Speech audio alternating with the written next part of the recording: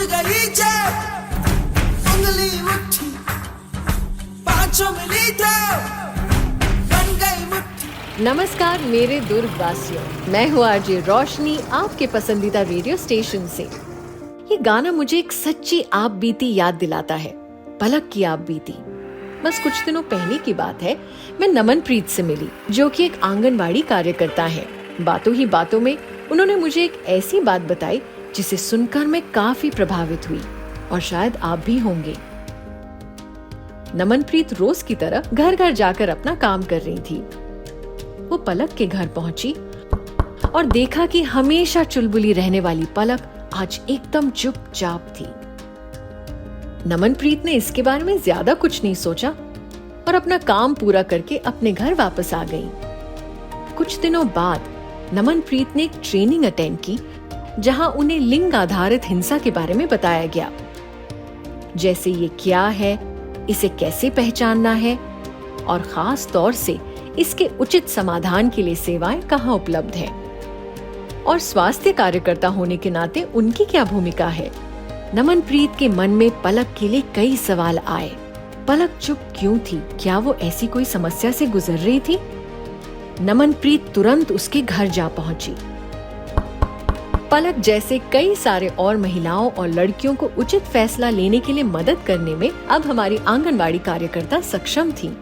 पलक की स्थिति के प्रति आंगनवाड़ी कार्यकर्ता की जागरूकता और प्रतिक्रिया देखकर मैं प्रभावित हुई। हम उनके यहाँ जाते हैं, जैसे महिला के हम लोग गए, उनके बारे में हम लोग बात करते हैं। फिर हम लोग वो बोलते हैं कि बच्चा ठीक से दूध पिया कि नहीं पिया, उसके बारे में बात करते हैं। साफ सफाई के बारे में देखते हैं। फिर उसके बाद महिला से कन्विंस करके धीरे से पूछते हैं, आज तुम उदास लग रही हो, कुछ परेशानी हुई है क्या, कुछ तुमको ये है तो मुझे तुम बता सकती हो, मैं तुम्हारा कुछ न करने की कोशिश करूंगी। मुझे गर्व इसलिए महसूस होता है कि मैडम, कई महिलाएं हैं जो घर से बाहर नहीं निकलती, उनको कुछ जानकारी भी नहीं होती है। तो उस चीज़ के लिए अगर मैं थोड़ा सा भी उनके लिए कुछ काम आ सकूं, उनके लिए मैं कुछ कर सकूं, तो इस नाम से मुझे अपने आप में गर्व महसूस होता है कि मैंने उनको सही रास्ता दिखाया।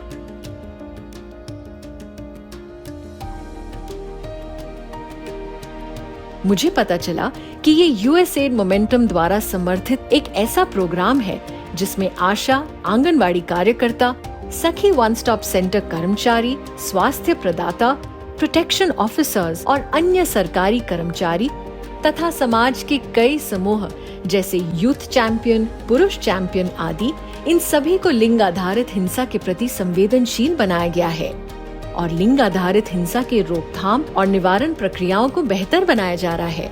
हम ये जानने की कोशिश करते हैं कि सच में कोई वायलेंस हुआ कि नहीं हुआ। यदि आइडेंटिफाई हम कर लेते हैं तो हम ऐसे लोगों को हेल्प कर सकते हैं कि वो वन स्टॉप सेंटर में जाएं और अपनी समस्या का हल वहां से भी निकाल सकते हैं।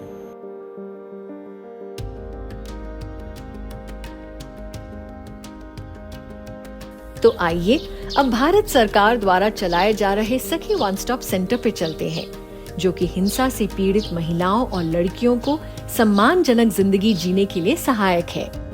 सखी वन स्टॉप सेंटर की सेवाएं काफी व्यवस्थित है और सहायता लेने आई हुई महिलाओं के केस से संबंधित सभी सेवाएं एक ही छत के नीचे ओएसी संचालक, केस वर्कर, काउंसलर, कानूनी कर्मियों, पुलिस सुविधा अधिकारी और पैरामेडिकल कर्मियों द्वारा प्रदान की जाती है। इनसे महिला को सही सलाह मिलती है और साथ ही उनके अधिकार और कानूनी विकल्प के बारे में चर्चा की जाती है। सखी वन स्टॉप सेंटर पर महिला को कुछ दिनों के लिए ठहरने का शेल्टर भी उपलब्ध है।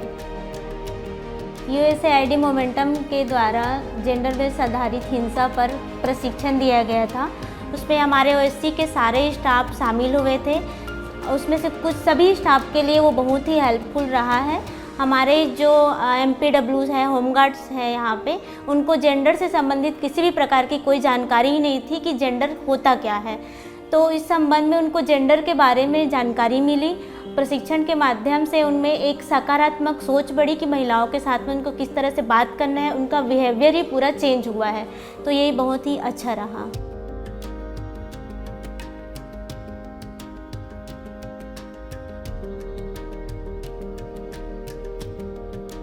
सच कहूं तो ये सारी जानकारी के बाद मेरे मन में कई सवाल आए।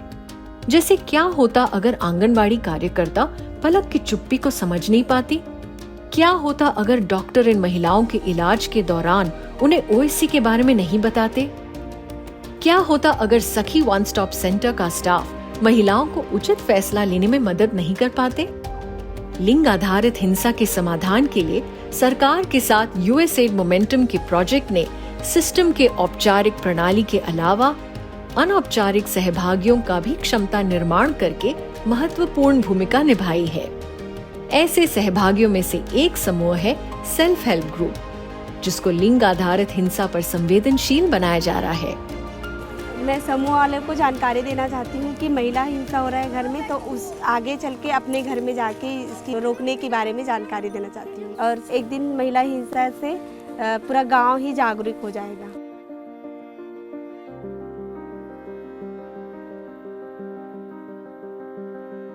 हमारे इस मुहिम में महिलाओं का योगदान बहुत ही प्रशंसनीय है। वो कम्युनिटी रेडियो नैरोकास्टिंग सत्रों द्वारा लिंग आधारित हिंसा के बारे में समझती हैं और फिर अपने आसपास की महिलाओं को इसके बारे में साझा करती हैं और जरूरत पड़ने पर उन्हें सखी वन स्टॉप सेंटर में रेफर करती हैं।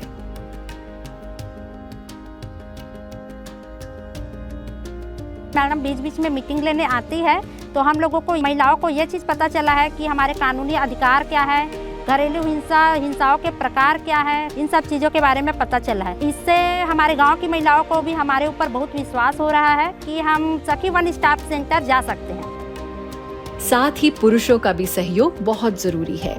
इनके जैसे कई पुरुष लिंग आधारित हिंसा को समाप्त करने की मुहिम का समर्थन कर रहे हैं।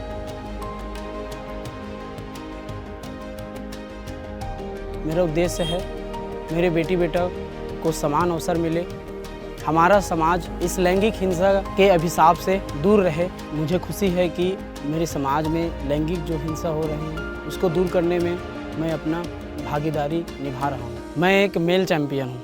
तो आपको क्या लगता है ना ये प्रेरणादायक? तो बताइए, आप कब इस मुहिम में हिस्सा लेकर लिंग आधारित हिंसा को समाप्त करने में सहभागी बन रहे हैं और समाज में महिलाओं और लड़कियों को बेखौफ जीने का हिस्सेदार बना रहे हैं? बेखौफ